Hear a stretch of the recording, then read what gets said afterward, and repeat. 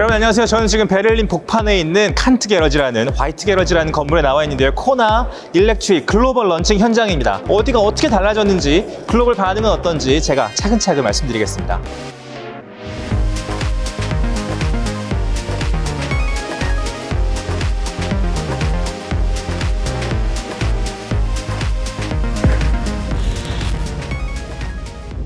자, 일단 전기차라고 하면 두 가지 부분에서 기대할 게 있으실 것 같습니다. 하나는 익스테리어의 디테일이 어디가 어떻게 달라졌는지, 그리고 두 번째는 바로 공간 활용성일 거예요. 제일 먼저 눈에 들어오는 건 픽셀레이티드 심리스 호라이즌 램프입니다. 현대가 파라메트릭 픽셀을 정말 잘 활용하고 있다고 느껴지는데요. 이 심리스 호라이즌 램프가 현대의 새로운 패밀리룩으로 자리를 잡고 있죠. 이 가운데 부분이 파라메트릭 픽셀로 그대로 이어져 있습니다. 그래서 아주 다르지만 아주 비슷하기도 하고 확실히 구분되는 특징들을 가지고 있습니다. 그리고 또 하나는 이 아랫부분인데요. 이 아랫부분의 크롬 디테일도 역시 파라메트릭 픽셀을 그대로 형상화하고 있고요. 이 부분은 액티브 에어플레이브 적용되어 있어서 역시 공기 역학에도 아주 큰 역할을 차지하고 있게 됩니다. 공기 역학의 말이 나온 김에 좀 더 말씀드리자면 이 앞부분, 우리가 코라고 하면 좀 이해하기 쉬울 것 같은데요. 이 부분의 형태 역시 애초에 공기 역학을 설계해 두고, 그러니까 전기차를 염두에 두고 처음부터 만든 디테일이기 때문에 조금 더 빛을 발하고 있는 게 아닌가 그런 생각이 들고요. 아주 크게 달라져 있는 부분이 바로 이 부분이죠. 충전구를 열어보면 이 부분에 얼마나 충전되어 있는지를 확인할 수 있는 또 하나의 파라메트릭 픽셀이 있습니다. 그래서 앞부분만 해도 세 가지의 파라메트릭 픽셀로 이 코나 전기차를 확실히 구분하실 수 있고요. 이거는 여기에 또 열이 따뜻하게 들어오기 때문에 영하 35도 정도가 되어도 2분 만에 싹 녹은 다음에 그대로 깔끔하게 열릴 수 있는 그런 디테일을 가지고 있다고 합니다. 너무너무 재미있고요. 충전구 덮개 위치가 절묘합니다. 실제로 이 충전구의 위치와 모양은 그냥 정해진 게 아니에요. 가장 자연스럽고 예뻐 보이는 모양과 위치를 찾기 위해서 여러 가지 시도를 거친 결과입니다. 동그라미, 네모도 만들어서 얹어보고 곡률을 다르게 해보기도 하고요. 오른쪽, 왼쪽, 가운데에 놓아 보이기도 하고, 그렇게 결정한 최적의 위치와 모양이 바로 여기입니다. 주변의 선과도 아주 잘 어울리죠. 윗부분의 심리스 호라이즌 램프, 아래의 수평선, 오른쪽에 사다리꼴로 내려오는 경사선과도 아주 자연스럽게 잘 어울립니다. 개인적으로 코나 익스테리어 디자인의 백미는 사이드 뷰라고 생각해요. 두 가지 라인을 찾으실 수 있는데요. 제가 제일 좋아하는 라인이 바로 이겁니다. 현대가 추구하는 파라메트릭 다이나믹스를 아주 잘 드러내는 라인이에요. 이런 뾰족함이 사실 자동차와 잘 어울리는 디테일은 아닙니다. 하지만 꾸준히 해냈고 그 안에서 답을 찾았어요. 아주 설득력 있는 규모로 사이드뷰 전체에 적절한 긴장감과 속도감을 주고 있습니다. 기능적으로나 미학적으로도 완성도가 아주 높은 디테일이죠. 또 하나는 이 대각선 라인이 위아래의 수평선과 같이 만들어내는 Z 라인이에요. 이 형상 자체로 어마어마한 속도감을 또 느낄 수 있죠. 아주 독창적이고 효과적인 선이에요. 아마 눈치가 좀 빠르신 분들은 이 사이드 뷰에서 어디가 좀 달라졌다고 느끼실 텐데요. 이 코나의 가장 시그니처 디테일이라고 할 수 있었던 이 검은색 클레딩이 이번엔 버디 컬러랑 같이 들어갔습니다. 이것도 역시 전기차의 특징이라고 할 수 있는데요. SUV이기 때문에 좀 더 러기드한 느낌을 주었던 내연기관에 비해서 전기차는 확실히 좀 도심형으로 더 날렵하고 깔끔한 느낌을 주고 있다는 걸 느끼실 수 있고요. 또 하나의 디테일을 제가 설명드릴 건데, 전기차의 특징이라고 하면 이 아랫부분에 배터리가 되게 두텁게 깔려 있다는 겁니다. 이것을 시각적으로 확실하게 정리를 해주고 차를 더 날렵하게 날렵하게 보이게 하기 위해서 이 아래쪽에 검은색 라인이 싹 둘러서 이 뒷부분까지 그대로 이어집니다. 이 검은색 라인이 차를 하나의 유기체로 꽁꽁 묶어주는 그런 느낌도 나고요. 이 시각적으로도 무게중심을 낮춰주고, 그리고 더 날렵해 보이는 그런 느낌을 하는데 아주 큰 역할을 하고 있습니다. 자, 그리고 뒷부분에도 역시 리어 램프가 심리스 호라이즌 램프로 이어져 있고요. 이 가운데 부분도 파라메트릭 픽셀이 적용이 되어 있죠. 앞에 헤드램프에 비해서는 조금 더 적극적인 느낌이라고 해야 될까요? 역시 눈에 잘 띄어야 되기 때문에 블랙과 레드 디테일이 아주 상반된 강렬한 파라메트릭 픽셀이 적용되어 있고, 이 아랫부분에도 마찬가지입니다.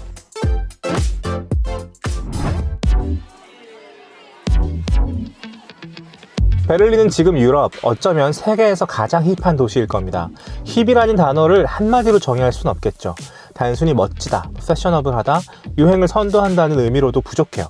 한 도시의 역사와 유산이 가장 최신의 유행과 격이 없이 섞이고 제일 먼 곳에서 서로 떨어져 있던 것들이 자연스럽게 만나 아름답고 편안한 화학작용을 일으키는, 그렇게 개방적이고 열려있는 분위기 속에서 뭔가 새로운 것들이 전방위적으로 창궐하는 무드 자체가 도시의 힙을 결정하는 거라고 저는 생각합니다.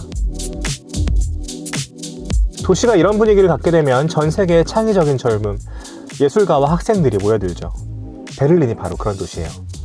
이런 도시에서 글로벌 시장에 코나를 론칭한다는 것에도 큰 의미가 있습니다.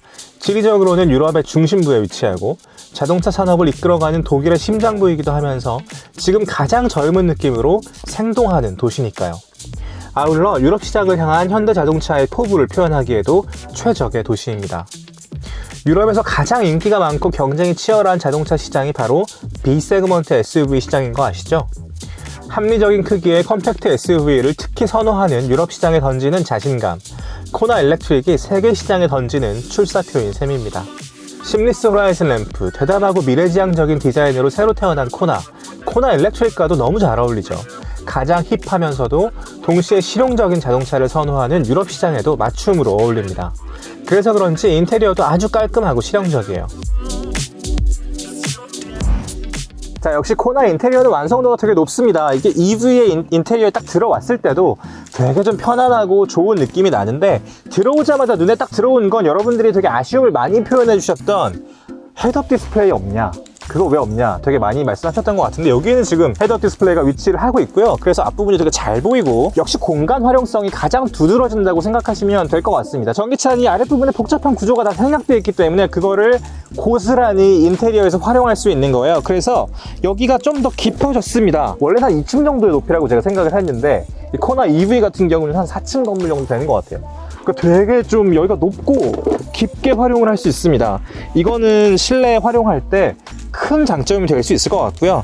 역시 이 코나의 중요한 장점 중에 하나가 이 컵홀더가 여기를 완전히 비울 수 있다는 점이었는데, 이거는 그대로 이어지고 있고요. 뒷부분에 가면 또 중요한 점이 하나가 더 있습니다. 원래 코나의 뒷좌석은 벤치 형태로 커브가 없는 디테일을 가지고 있어서 왔다 갔다 하기에도 편하고, 뒷좌석에서 편하게 다리를 뻗고 앉기에도 되게 좋은 구조를 가지고 있었는데, 코나 EV는 바닥도 플랫하기 때문에 거주성이 확실히 올라갔습니다. 여기에 V2L까지 활용을 하면 역시 움직이는 오피스를 활용을 하신다거나 캠핑이나 아웃도어 활동을 좋아하시는 분들은 창의력을 어떻게 활용하시느냐에 따라서 무수히 많은 활용도의 경우의 수를 창조하실 수 있습니다. 그래서 너무너무 즐길 거리가 많아졌고 훨씬 더 여유가 있는 그런 공간이 확보가 되어 있어요. 그리고 또 하나 중요한 게, 코나는 이미 트렁크가 되게 좀 넉넉한 편입니다. 이게 B세그먼트라고는 하지만 휠베이스가 60mm나 늘어났고 전체적으로 차가 되게 커졌기 때문에 충분한 공간을 활용할 수 있는 가능성이 되게 큰 차지만, 여기에 전기차는 트렁크도 생겼습니다. 보닛을 여시면 거기에 또 만만치 않은 공간이 나오거든요. 그래서 뭐 캠핑 가실 때 거기다 좀 더 넣으실 수도 있을 것 같고요. 중요한 짐들 거기에 넣으시고, 우리가 평소에 자동차에 늘 갖고 다녀야 되는 것들도 거기에 좀 넣고 활용하실 수 있는 그런 가능성이 더 생겼어요. 코나 일렉트릭 론칭 행사가 열린 화이트 게러지, 이 장소도 범상치 않았습니다. 밖에서 보면 그냥 멋지고 심플한 바우하우스풍 건물인 것 같았어요. 1층과 2층에는 디자이너 가구 매장이 있고요. 그런데 우리가 올라가는 길에 시멘트에서 세월이 느껴집니다. 마치 주차장 건물 같은 느낌이죠. 벽에는 코나를 모티프로 만든 아트피스들을 전시해뒀고요. 이 건물의 이름은 칸트 가라젠 팔라스트, 칸트 파킹 팰리스입니다. 편하게는 화이트 게러지라고 부르고요. 이 건물은 1930년에 문을 연 베를린 최초의 다층식 주차장 건물이었어요. 이런 형식의 건물로서는 현재 유럽에서 가장 오래된 건물입니다. 지금 존재하는 몇 안 되는 바우하우스풍 건물이기도 하고요. 거의 100년이 다 돼가는 건물이라면 그 쓰임을 다 했을 법도 하죠. 하지만 지금도 쌩쌩합니다. 오히려 주변의 그 어떤 건물보다도 힙하죠. 라이프스타일 씬의 최전선에서 다양한 방식으로 활용하고 있어요. 그야말로 역사와 철학을 그대로 보존한 채 클래식이 되어버린 건물에서 지금 가장 새로운 모델이자 장르인 코나 일렉트릭을 전 세계에 론칭한 거예요. 시간이 흐르면서 적응과 혁신을 거듭해온 이 화이트 게러지, 그때 그 모습 그대로 지금 가장 힙한 라이프스타일을 보여주는 이 공간, 모바일 리빙 스페이스를 추구하는 코나 일렉트릭과도 너무 잘 어울리지 않나요? 자, 화이트 게러지 5층으로 오시면 크리에이터 랩이 있는데요. 우리를 제일 먼저 맞아주는 차는 바로 코나 N9입니다. 여러 가지 공격적인 디테일이 아주 돋보이는 차죠. 그리고 두 번째로 맞이해주는 차는 코나 하이브리드인데요. 내연기관이 있고 N9이 있고 하이브리드가 있는데 그 다음으로 이어지는 차들이 정말 중요합니다. 코나 현대자동차의 전기차 브랜드 아이오닉을 대표하는 아이오닉 5와 6를 우리가 바로 만나보실 수 있고요. 이 5와 6에서는 전기차의 정말 중요한 디테일인 파라메트릭 픽셀을 좀 봐주시면 좋을 것 같습니다. 그리고 곧바로 이어서 오늘의 주인공이자 히어로라고 할 수 있겠죠. 코나 EV를 우리가 만나보실 수 있습니다. 코나의 내연기관과 하이브리드를 거쳐서 전기차 그리고 그 사이를 이어주는 너무너무 중요한 모델이라는 그런 뜻으로 충분히 읽을 수 있을 것 같습니다. 5층이 이런 공간이었다면 4층은 조금 더 편안한 분위기의 라운지였습니다. 전 세계에서 모인 인플루언서들이 편안하게 코나 일렉트릭을 감상하고 즐길 수 있는 곳이었어요.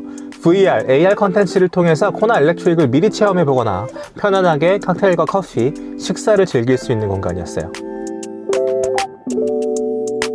코나 일렉트릭은요 160kW 전기 모터를 써서 최대 출력 약 214마력, 최대 토크는 25.5kg에 달하는 강력한 성능을 가지고 있습니다.